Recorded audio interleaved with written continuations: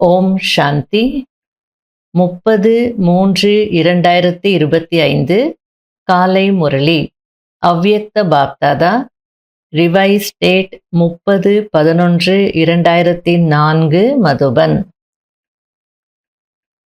முரளியின் தலைப்பு: இப்போது உங்களுடைய நடத்தை மற்றும் முகத்தின் மூலம் பிரம்மா தந்தைக்கு சமமாக அவ்யக்த ரூபத்தை காட்டுங்கள்.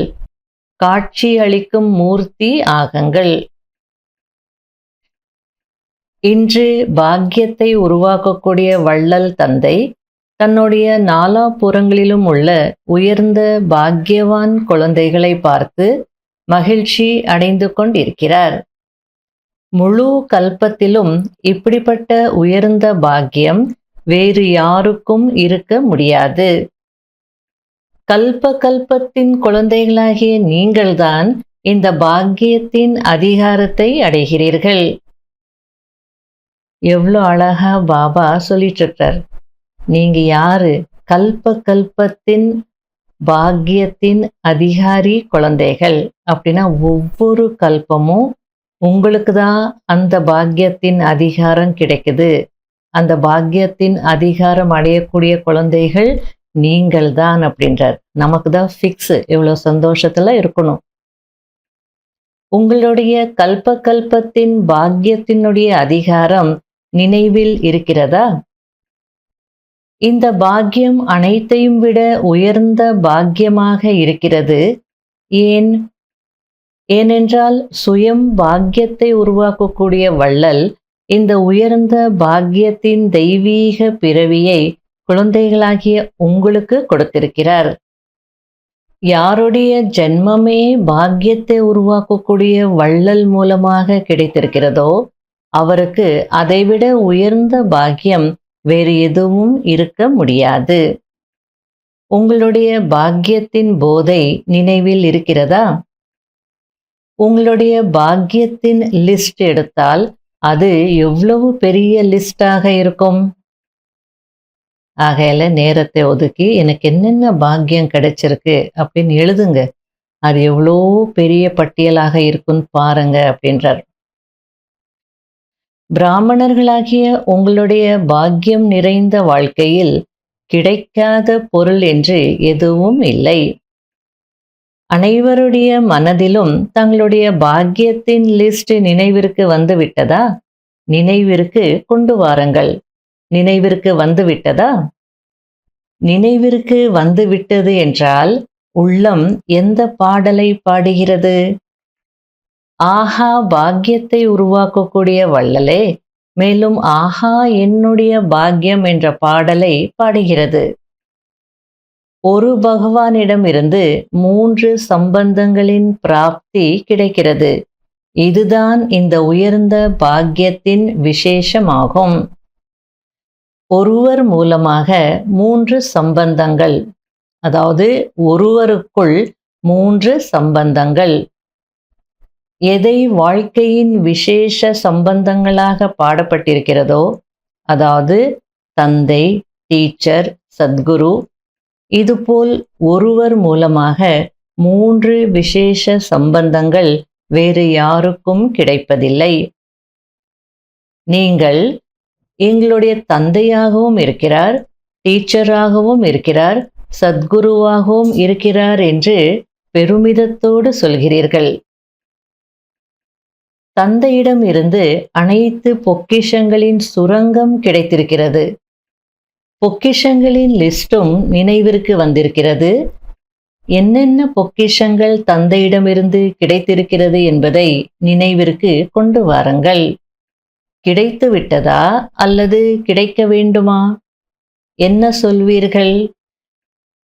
நீங்கள் குழந்தையாகவும் எஜமானராகவும் இருக்கவே இருக்கிறீர்கள். அதே நேரத்தில் ஆசிரியர் மூலம் படிப்பினால் உயர்ந்த பதவி அடைகிறீர்கள்.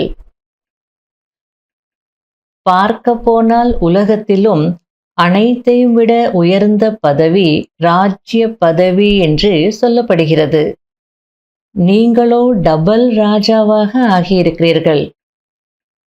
தற்சமயம் சுயராஜ்ய அதிகாரி, எதிர்காலத்தில் அநேக ஜென்மங்களுக்கு ராஜ்ய பதவியின் அதிகாரி. படிப்பது ஒரு ஜென்மத்தில், அதுவும் சிறிய ஜென்மம். ஆனால் பதவியின் பிராப்தியோ அநேக ஜென்மங்களுக்கு கிடைக்கிறது.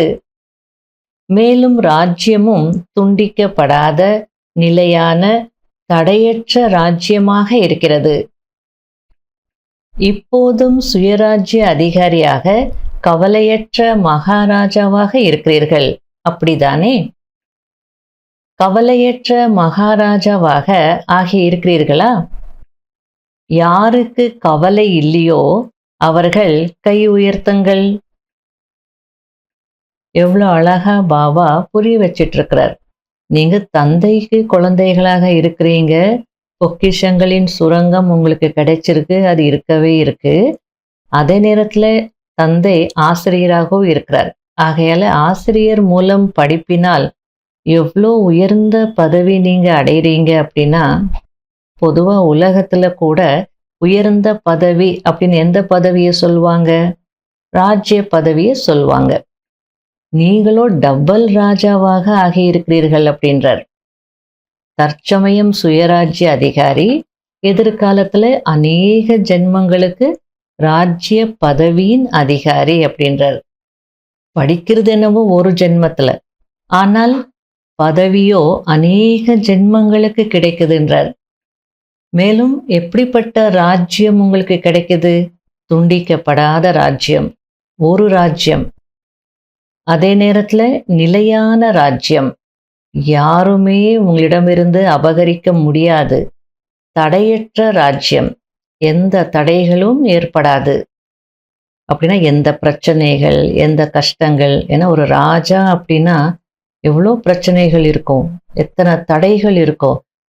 ஆனா நீங்க அடையக்கூடிய அந்த ராஜ்ய பதவி எப்படிப்பட்டதுன்னு கொஞ்சம் சிந்தித்து பாருங்க அப்படின்றார்.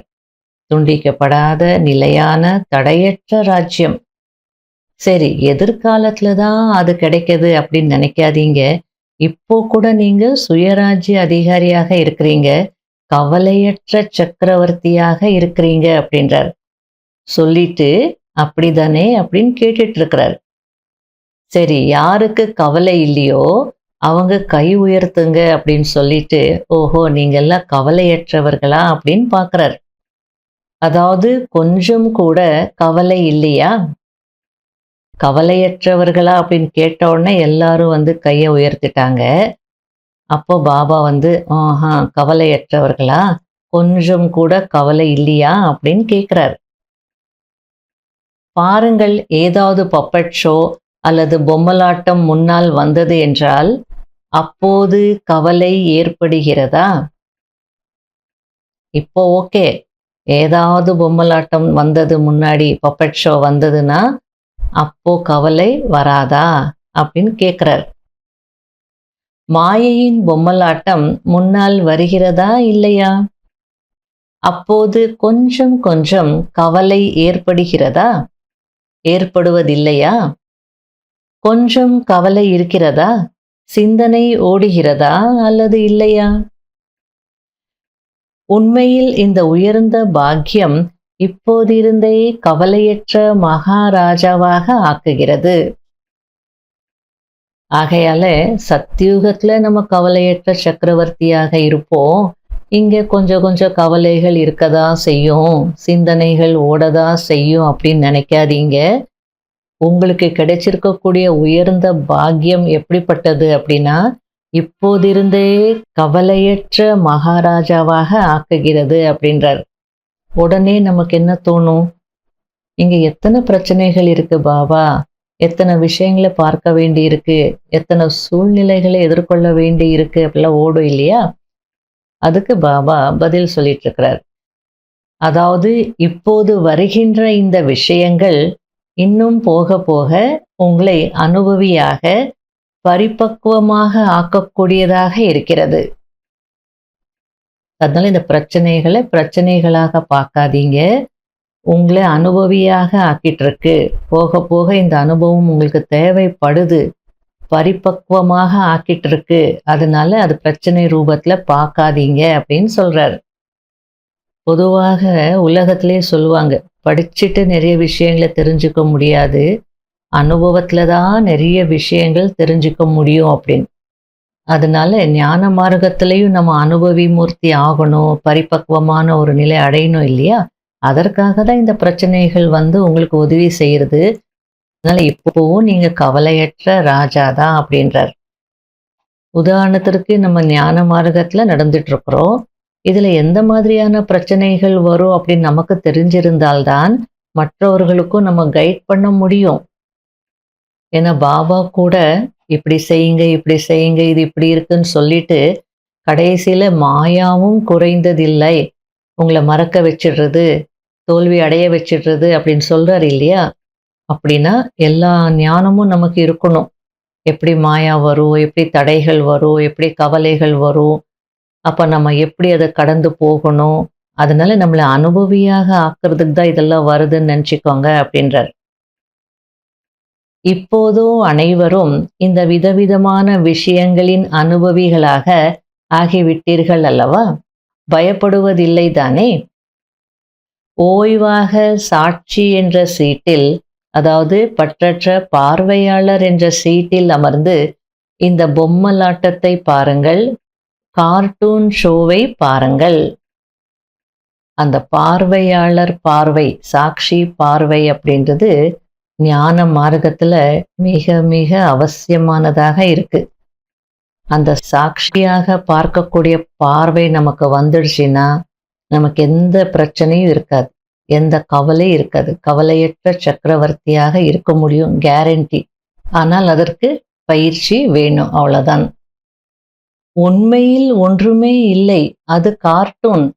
எனவே இப்போது உறுதியானவர்களாக ஆகிவிட்டீர்கள் தானே? இப்போது உறுதியாக இருக்கிறீர்களா அல்லது அவ்வப்போது பயப்படுகிறீர்களா? அது பேப்பர் டைகர், காகித புலியாகி வருகிறது. காகிதமாக இருக்கிறது, ஆனால் புலி உருவத்தில் வருகிறது. ஆகையால அதை பார்த்து நீங்க பயப்படாதீங்க, கவலைப்படாதீங்கன்னு சொல்லிட்டு இருக்கிறார். இப்போது நேரத்தின் அனுசாரம் அனுபவி மூர்த்தியாகி நேரத்தை, இயற்கையை, மாயாவை வா நான் வெற்றியாளன் என்று வெற்றியாளனின் சவால் விடுங்கள். ஒரு வெற்றியாளர் எப்படி சவால் விடுவாங்க எதிரிய பார்த்து, அதுபோல உங்களுடைய சவால் எப்படிப்பட்ட சவாலாக இருக்கணும்? வெற்றியாளனின் சவாலாக இருக்கணும். வா நான் ஜெயிச்சு காட்டுறேன் என்பது போல இருக்கணும்ன்றார். இடையிடையே இரும்பல் வருகிறது. குல்சார் தாதிக்கு உடம்பு சரியில்லை, ஆகையால இரும்பல் வருது. அதற்கு பாப் தாதா என்ன சொல்றார் அப்படின்னா, இன்று வாத்தியம் கொஞ்சம் பழுதாகி இருக்கிறது, இருப்பினும் சந்திக்க வேண்டும் அல்லவா? பாப் தாதாவிடம் 2 குழுக்கள் அடிக்கடி வருகிறது. எதற்கு வருகிறது? நாங்கள் தயாராக இருக்கிறோம் என்று 2 குழுவும் பாப் தாதாவிடம் சொல்கிறது. ஒன்று நேரம், இயற்கை மற்றும் மாயா. அதாவது நேரம் பாபாவிடம் என்ன சொல்லுதுன்னா, இப்போ சத்தியுகம் வரக்கூடிய நேரம் இது. ஆகையில சத்தியுகத்திற்கான பார்ட் யாருக்கு இருக்கோ அவங்க எல்லாம் தயாரா அப்படின்னு நேரம் கேட்குது. இயற்கை என்ன சொல்லுது? என்னுடைய அடுத்த பாகத்துக்கு நான் தயாராகணும், அதாவது விநாசத்தினுடைய பார்ட் நான் பிளே பண்ணணும். ஆகையால ஸ்தாபனா காரியம் முடிஞ்சிடுதா? அடுத்தது மாயா. மாயாவும் கேக்குதான், இன்னும் எவ்வளவு நாள் நான் இங்க இருக்கணும்? ஏன்னா அதுக்கும் தெரியும் அதனுடைய ராஜ்யம் வந்து முடிய போகுதுன்னு சொல்லி. ஒரு முரளியில பாபா சொல்லியிருக்கிறார், மாயை கூட உங்களுடைய கன்னத்துல அறை கொடுக்குதா, ஏன் பின்னாடி வரீங்க, என் ராஜ்யம் முடிய போகுது, அதுதான் உங்களுக்கு பாபா கிடைச்சிட்டார் இல்லையா, போங்களே பாபா பின்னாடி, சொர்க்கத்துக்கு போங்களே, ஏன் பின்னாடி இன்னும் வரீங்கன்னு சொல்லிட்டு. அது போல மாயாவுக்கும் தெரிஞ்செடுத்து தன்னுடைய ராஜ்யம் வந்து முடிய போகுதுன்னுட்டு. இப்போது தன்னுடைய ராஜ்யம் போக போகிறது என்பதை மாயா புரிந்து கொண்டு விட்டது. அதாவது ஒரு குழுவை பற்றி பாபா புரிய வச்சிட்டார். 2வது குழு அட்வான்ஸ் பார்ட்டி. 2 குழு தேதியை கேட்கிறார்கள். வெளிநாடுகளில் 1 வருடத்திற்கு முன்பே தேதியை ஃபிக்ஸ் செய்கிறார்கள். அதாவது ஏதாவது ஒரு ப்ரோகிராம் செய்யணும்னா, அவங்க திடீர்னு ஏதாவது ஒரு வாய்ப்பு கிடைச்சது அப்படின்னு செய்ய மாட்டாங்க. 1 வருஷத்துக்கு முன்னாடியே ப்ரோகிராம் போட்டு, அதுக்கப்புறம் தான் அத செயல்படுத்துவாங்க. அத பாபா சொல்லிட்டு இருக்கிறார். மேலும் இங்கே 6 மாதத்திற்கு முன்னதாக செய்கிறீர்களா? அதாவது பாரதத்துல அட்லீஸ்ட் ஒரு 6 மந்த்ஸ் எடுத்துக்கிறீங்க இல்லையா? பெரிய ப்ரோகிராம் செய்யணும்னா அப்படின்றார். பாரதத்தில் வேகமாக செல்கிறார்கள். 15 நாட்களுக்குள்ளும் புரோகிராமிற்கு தேதி குறிக்கிறார்கள். ஏன்னா இந்தியால இந்த லாஸ்ட் மூமெண்ட்ல 2 வாரம் தான் இருக்கு. இப்போ சொன்னா எப்படி அப்படின்னு யாரும் கேட்க மாட்டாங்க. 15 டேஸ் இருக்கே நம்ம செய்திடலாம் அப்படின்னு சொல்லி அந்த சேவையை செய்திருவாங்க. அதை பற்றி பாபா சொல்லிட்டு இருக்கிறார். ஆக முடிவின் நிரம்பிய தன்மையின் தந்தைக்கு சமமாகுவதின் தேதி என்ன என்பதை பாப் தாதா கேட்கிறார். ஏன்னா அந்த 2 குழுவினரும் இதுதானே கேட்குறாங்க. நேரம் என்ன கேட்குது? எப்போ முடிவிற்கான தேதியை ஃபிக்ஸ் பண்றீங்கன்னு கேட்குது. இயற்கை என்ன கேட்குது? இவங்க நிரம்பிய நிலை எப்போ அடைவாங்கன்னு கேட்குது. அட்வான்ஸ் பார்ட்டி என்ன கேட்குறாங்க? எப்போ நீங்க தந்தைக்கு சமம் ஆகுறீங்க? ஏன்னா நாங்க எவ்வளோ நாள் காத்துட்டு இருக்கிறது, அதுக்கான தேதியை ஃபிக்ஸ் பண்ணுங்கன்னு அவங்களும் இதுதானே கேட்குறாங்க. ஆகையில பாப்தா நம்ம கிட்ட இதை கேட்டுட்டு இருக்கிறார். இந்த தேதியை இப்போது பிராமணர்களாகிய நீங்கள் ஃபிக்ஸ் செய்ய வேண்டும். முடியுமா? தேதியை ஃபிக்ஸ் பண்ண முடியுமா? பாண்டவர்கள் சொல்லுங்கள், மூவரும் சொல்லுங்கள். பாப் தாதா நிர்வைர் பாய், ரமேஷ் பாய், பிரிஜ்மோகன் பாய் பார்த்துட்டு கேட்டுட்டு இருக்கிறார். தேதியை ஃபிக்ஸ் செய்ய முடியுமா? முடியுமா என்பதை சொல்லுங்கள். அல்லது திடீரென்று நடக்க வேண்டுமா? அதாவது நாடகத்துல ஆல்ரெடி ஃபிக்ஸ் ஆயிருக்கு. ஆனால் நீங்க ரெடியாகி அதை பிராக்டிக்கல்ல கொண்டு வரணும். அதனால பாபா கேட்டுட்டு இருக்கிறார். கொண்டு வரணுமா வேண்டாமா? என்ன சொல்லுங்கள், பதில் சொல்லுங்கன்னு கேட்கிறார். கொண்டு வர வேண்டுமா அல்லது திடீரென்று நடக்குமா? தேதியை ஃபிக்ஸ் செய்ய மாட்டீர்களா? தேதியை ஃபிக்ஸ் செய்ய முடியுமா? முடியுமா என்பதை முதல் வரிசையில் இருப்பவர்கள் சொல்லுங்கள். நாடகத்தை நடைமுறையில் கொண்டு வருவதற்கு மனதில் தேதியின் சங்கல்பம் செய்ய வேண்டி இருக்கிறது என்று யார் சொல்கிறீர்களோ அவர்கள் கை உயர்த்துங்கள். செய்ய முடியுமா? இவர்கள் கைகளை உயர்த்தவில்லை. திடீரென நடக்க வேண்டுமா? தேதியை ஃபிக்ஸ் செய்ய வேண்டுமா? பின்னால் இருப்பவர்கள் புரிந்து கொண்டீர்களா? திடீரென்றுதான் நடக்கும், அது ரைட் தான். ஆனால் தன்னை தயார் செய்வதற்கு கண்டிப்பாக லட்சியம் வைக்க வேண்டும். அதாவது நம்ம ஒரு சேவை செய்யணும்னா கூட முதல்ல என்ன செய்வோம்? தேதியை தானே ஃபிக்ஸ் பண்றோம். இந்த தேதி இந்த ப்ரோக்ராம் நம்ம செய்வோன்னுட்டு இப்போ முதல்ல மைண்ட்ல தானே இந்த சங்கல்பம் ஃபிக்ஸ் பண்றோம். முதல்ல இந்த தேதியில செய்யலாம் அப்படின்னு நினைப்போம். அதுக்கப்புறமா பிராக்டிக்கல்ல அதை செயல்படுத்துவோம். அதே போல நிரம்பிய நிலை அடையணும், தந்தைக்கு சமமாகணும் அல்லது நேரத்தை அருகில் கொண்டு வரணும்னாலும் அதுக்கும் நீங்க சங்கல்பத்தினால தேதியை ஃபிக்ஸ் பண்ணணும் அப்படின்றார். ஏன்னா திடீர்னு தான் நடக்கும், அது உண்மைதான், ரைட்டு தான். ஆனால் தன்னை தயார் செய்யறதுக்கு கண்டிப்பாக லட்சியம் வைக்கணும்ன்றார். லட்சியம் இல்லை என்றால் நிரம்பியவர் ஆகுவதில் கவனக்குறைவு வந்துவிடும். எப்போது தேதியை ஃபிக்ஸ் செய்கிறீர்களோ அப்போது வெற்றி கிடைக்கிறது. எந்த புரோகிராமாக இருந்தாலும் தேதியை குறிக்கிறீர்கள் அல்லவா? செய்தே ஆக வேண்டும், இந்த சங்கல்பம் செய்ய வேண்டி இருக்கிறது அல்லவா? அல்லது இல்லையா? நாடகத்தில் தானாகவே நடக்குமா? என்ன நினைக்கிறீர்கள்? முதல் வரிசையில் இருப்பவர்கள் சொல்லுங்கள்.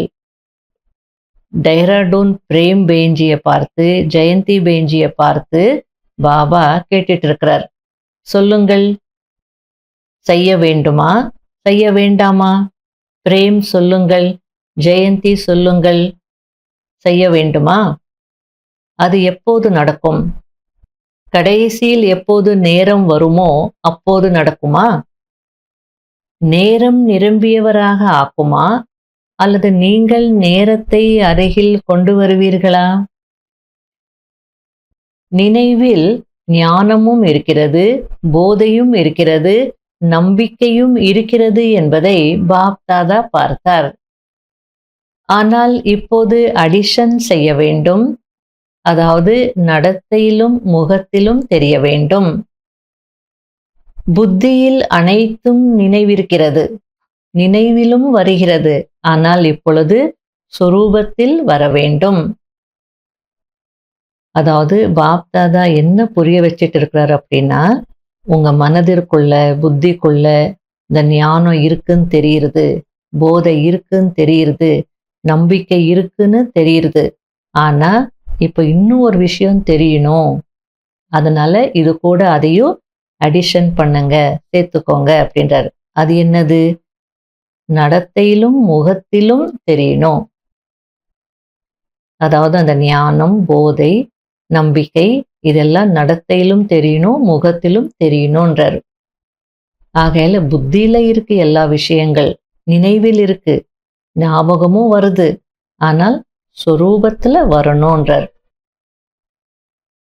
இப்போது சாதாரண ரூபத்திலும் கூட யாராவது பெரிய தொழில் செய்பவராக இருந்தால், அல்லது யாராவது செல்வந்தரின் குழந்தை படித்தவராக இருந்தால், அவருடைய நடத்தையின் மூலம் இவர் ஒரு பெரிய ஆள் என்பது தெரிய வரும். ஏதோ ஒரு தனிப்பட்ட தன்மை அவரிடம் தென்படும். அதாவது ஒருத்தருடைய அறிமுகமே இல்லைன்னாலும் அவங்களுடைய நடத்தை, விவகாரம், பேச்சு இதன் மூலமா நமக்கே தெரிஞ்சிடும், இவங்க யாரோ ஒரு பெரிய ஆள் போல, செல்வந்தரின் குழந்தை, இல்ல படிச்சவங்க அப்படின்றது தெரிஞ்சிடும். அதுபோல உங்களுக்கு கிடைச்சிருக்கக்கூடிய பாக்கியமும் சொரூபத்துல, நடைமுறையில தெரியணும் அப்படின்றார். நான் பாக்கியசாலின்றது புத்தி வரைக்கும் இருந்தால் போதாது, சொரூபத்துல தெரியணும். ஆக இவ்வளவு பெரிய பாக்கியம், ஆஸ்தியும் இருக்கிறது, படிப்பு மற்றும் பதவியும் இருக்கிறது. ஆகையால அது தெரியணும் தானே. சில நேரத்துல சொல்லுவாங்க இல்லையா, அவங்க யாருன்னு எனக்கு தெரியல, ஆனா பார்த்தா ஒரு பெரிய பதவியில இருக்கக்கூடிய ஒரு அதிகாரி போல இருந்தது, ஒரு பெரிய பதவி வகிக்கக்கூடியவராக தான் தோணுச்சு அப்படின்னு சொல்லுவாங்க இல்லையா. அது போல நம்மளை பார்த்த உடனே இவங்க கிட்ட இவ்வளோ பாக்கியம் இருக்கு, இவ்வளோ ஆஸ்தி இருக்கு, படிப்பு இருக்கு, பதவி இருக்குன்றது மற்றவங்களுக்கு தெரியணுன்றார். இப்போ என்ன பதவி இருக்கு அப்படின்னு யோசிக்கிறீங்களா? சுயராஜ்யம் இப்போது இருக்கிறதல்லவா, அனைத்து பிராப்திகளும் இருக்கிறது. ஆனால் நடத்தை மற்றும் முகத்தில் பாக்கியத்தின் நட்சத்திரம் நெற்றியில் ஜொலிப்பது தெரிய வேண்டும். இப்போது அந்த அடிஷன் தேவை. இப்போது மனிதர்களுக்கு உயர்ந்த பாக்கியவான் ஆத்மாக்களாகிய உங்கள் மூலம் இந்த அனுபவம் ஆக வேண்டும். அதாவது நம்மளை பார்த்த உடனே இவங்க சாதாரணமானவர்கள் கிடையாது, இவங்களுக்குள்ள ஏதோ இருக்கு, ஒரு தனிப்பட்ட தன்மை இருக்கு, ஏதோ ஒரு ஜொலிப்பு இருக்கு அப்படின்னு அந்த பாக்கியத்தினுடைய நட்சத்திரம் ஜொலிக்கிறது தெரியணுன்றார். அந்த அனுபவம் ஆகணும். ஆகையால ஆமா ஆகணும், அப்படிதான் எல்லாரும் அனுபவம் செய்யணும் அப்படி இல்லை, என் மூலமா கண்டிப்பா ஆகணும். இவர் நம்முடைய இஷ்ட தேவன், இஷ்ட தேவி, இவர் நம்முடையவர் என்பது அனுபவம் ஆகியே தீர வேண்டும். எப்படி பிரம்மா பாபாவை பார்த்தீர்கள், சாதாரண உடலில் இருந்த போதிலும் ஆரம்ப காலத்திலும் பிரம்மா பாபாவிடம் என்ன தெரிந்தது? கிருஷ்ணர் தெரிந்தார் அல்லவா? ஆரம்பத்தில் எப்படி பிரம்மா பாபா மூலமாக கிருஷ்ணர் தெரிந்தாரோ அதே போல் கடைசியில் என்ன தெரிந்தது? அவ்வியக்த ரூபம் தெரிந்ததல்லவா? நடத்தையில், முகத்தில் தெரிந்ததல்லவா? நிறைய தாதிமார்கள் சொல்லுவாங்க, கடைசியில பாபா ரொம்ப விடுபட்ட நிலையில இருந்தாரு. அதிகமா பேச மாட்டாரு. எவ்வளோ தேவையோ ஒரு இரு வார்த்தைகள் தான் பேசுவாரு. திருஷ்டி குடுப்பாரு. அப்படியே நாங்களும் வந்து ஃபரிஷ்தா ஆயிடுவோம். பறந்துட்டு இருப்போம். அவர் நடக்கும்போதே ஒரு ஒளி போற மாரி வந்து அனுபவம் செய்வோம். அப்படிலாம் சொல்லியிருக்காங்க. இப்போது பாப் தாதா விசேஷமாக நிமித்தமாக இருக்கும் குழந்தைகளுக்கு பிரம்மா பாபாவிற்கு சமமாக அவ்வியக்த ரூபம் தென்பட வேண்டும் என்ற ஹோம்வொர்க் கொடுக்கிறார். நடத்தை மற்றும் முகத்தில் குறைந்தபட்சம் மாலையினுடைய 108 மணிகளாவது தென்பட வேண்டும். யாராக போறீங்க அப்படின்னு நான் பெயரெல்லாம் கேட்கல. பாப் தாதாவிற்கு பெயர் தேவையில்லை. யார் அந்த 108 பெயர் என்று பெயரை சொல்வதில்லை. ஆனால் அவர்களுடைய நடத்தை மற்றும் முகம் தானாகவே வெளிப்பட வேண்டும். அதாவது அவங்களுடைய நடத்தையும் முகத்தை பார்க்கும்போது கண்டிப்பா இவங்க 108ல வரக்கூடிய மணி அப்படின்றது தெரியணும். தானாகவே தெரியணும். இவங்க தான் 108ல வரக்கூடியவங்க அப்படின்னு நான் வந்து பேர் வந்து சொல்ல மாட்டேன். எனக்கு பெயர் தேவையும் இல்லை அப்படின்றார். இந்த ஹோம்வொர்க்கை பாப் தாதா நிமித்தமாக இருக்கும் குழந்தைகளுக்கு விசேஷமாக கொடுக்கிறார். ஆக முடியுமா? நல்லது. எவ்வளவு காலம் தேவை? யார் பின்னால் வந்திருக்கிறீர்களோ அவர்கள் இந்த நேரத்தின் விஷயம் நமக்கு அல்ல, நாம் வந்து கொஞ்ச வருடங்கள் தானே ஆகிறது என்று அப்படி நினைக்காதீர்கள். யார் வேண்டுமானாலும் last so fast, fast so ஃபஸ்டாக செல்ல முடியும். எல்லாத்தையும் சொல்லிடுறார் பாபா. நமக்கு எந்த கேள்வியும் எழக்கூடாது. தாதிமார்களுக்கு சொல்லிட்டு இருக்கிறார் பாபா. ஆகையால நாம இப்போதானே வந்திருக்கிறோம். இந்த நேரத்தினுடைய விஷயம் நமக்கு அப்ளை ஆகாது அப்படின்னு நினைக்காதீங்க. நாமெல்லாம் 108 மணில எல்லாம் வர முடியாது அப்படின்னு நினைக்காதீங்க. யார் வேண்டுமானாலும் வரலாம். லாஸ்டாக வந்திருந்தாலோ தாமதமாக வந்திருந்தாலோ ஃபாஸ்டா போய் ஃபர்ஸ்ட் வர முடியும்னு சொல்றார். இதுவும் பாப் தாதா விடும் சவாலாக இருக்கிறது. செய்ய முடியுமா? யார் வேண்டுமானாலும் செய்ய முடியும். கடைசியில் வருபவர்களும் செய்ய முடியும். செய்தே ஆக வேண்டும், நடந்தே ஆக வேண்டும் என்ற லட்சியத்தை மட்டும் உறுதியாக வையுங்கள். டபுள் ஃபாரினர்ஸ் கை உயர்த்துங்கள். ஆக டபுள் ஃபாரினர்ஸ் என்ன செய்வீர்கள்? டபுள் சான்ஸ் எடுப்பீர்கள் தானே? பாப் தாதா பெயரை அறிவிக்க மாட்டார். ஆனால் இவர்தான் என்பதை அவருடைய முகம் சொல்லும். தைரியம் இருக்கிறதா? முதல் வரிசையை பாப் தாதா பார்த்து கொண்டிருக்கிறார். தைரியம் இருக்கிறதா? ஒருவேளை தைரியம் இருக்கிறது என்றால் கை உயர்த்துங்கள். தைரியம் இருந்தால் பின்னால் இருப்பவர்களும் உயர்த்தலாம். அதாவது பின்னால் இருப்பவர்கள் அப்படின்னா பின்னால் அமர்ந்திருப்பவர்கள் அல்ல. பின்னாடி வந்திருந்தாலும் லேட்டா வந்திருந்தாலும் உங்களுக்கு தைரியம் இருக்குன்னா நீங்களும் கை உயர்த்துங்க அப்படின்றார். யார் முதலில் செய்வாரோ அவர்தான் அர்ஜுனன். நல்லது. என்னென்ன முயற்சி செய்து கொண்டிருக்கிறீர்கள், யார் யார் செய்து கொண்டிருக்கிறீர்கள் என்ற ரிசல்ட்டை பார்ப்பதற்கு பாப் தாதா 6 மாதங்கள் கொடுக்கிறார். 6 மாதத்தில் ரிசல்ட்டை பார்ப்போம். பிறகு ஃபைனல் செய்வோம். சரிதானே? ஏனென்றால் இப்போது நேரத்தின் வேகம் தீவிரமாகிக் கொண்டிருப்பது தெரிகிறது.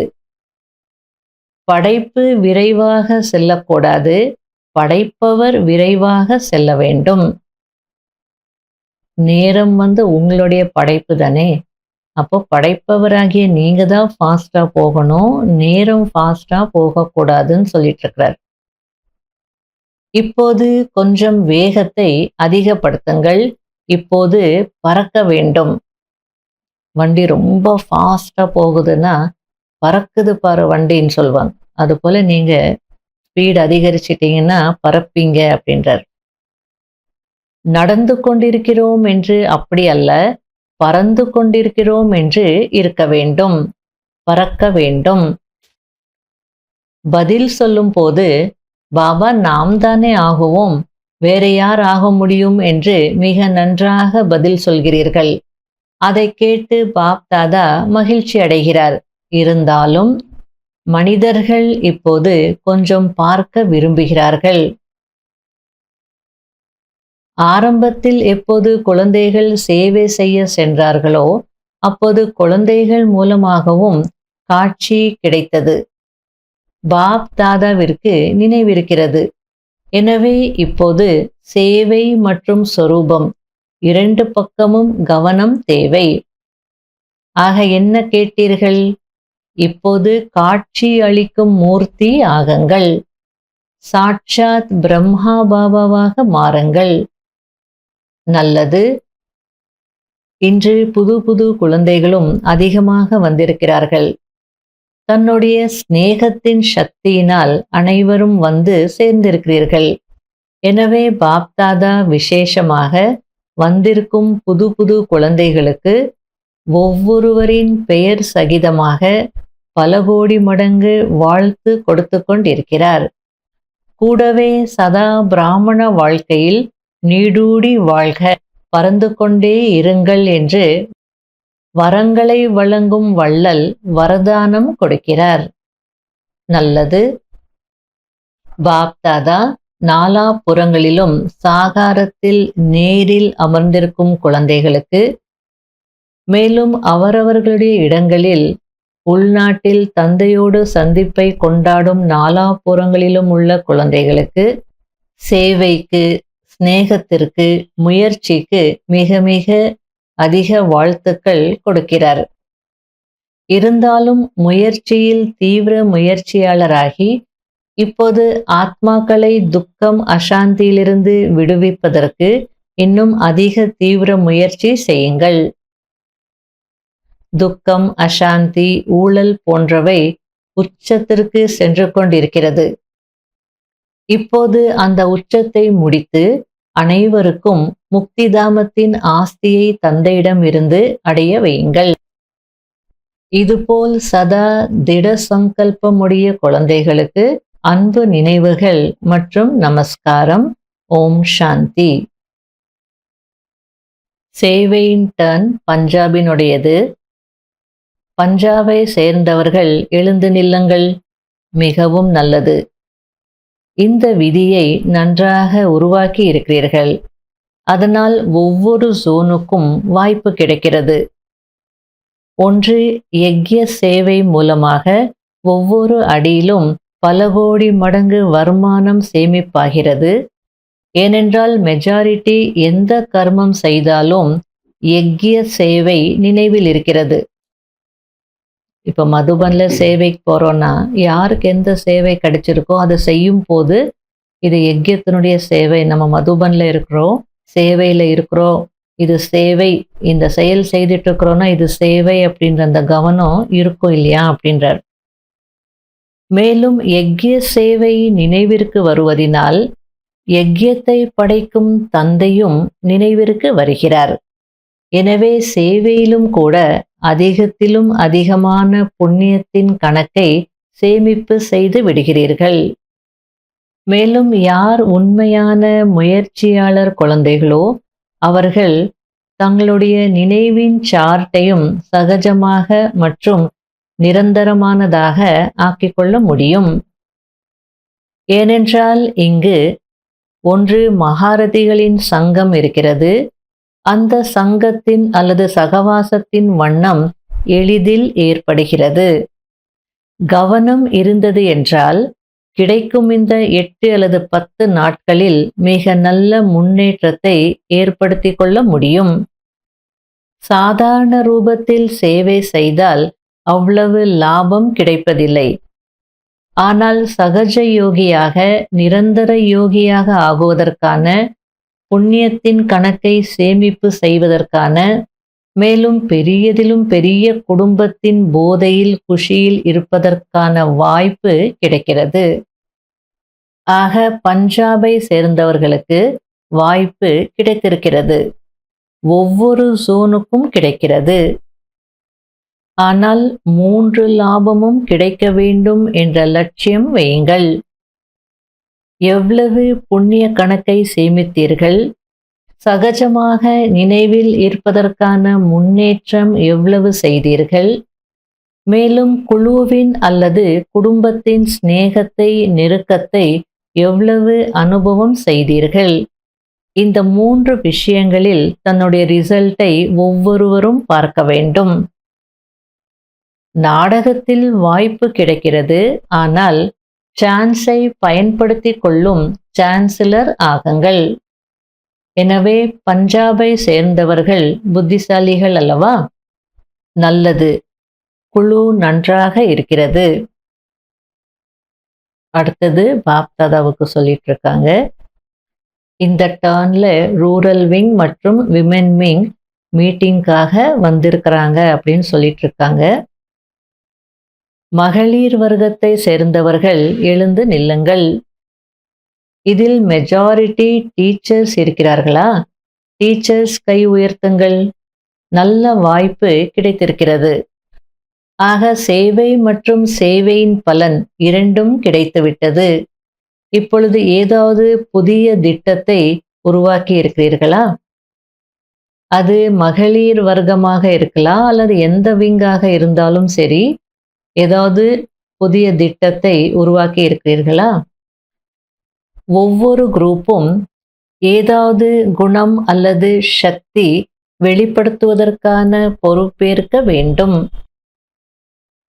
அதாவது என்னென்னவோ திட்டங்கள் நீங்க போட்டுட்டு வந்திருப்பீங்க, ஆனா நடத்தை மற்றும் முகத்துல ஏதாவது ஒரு குணம், ஏதாவது ஒரு சக்தி தெரியணும்.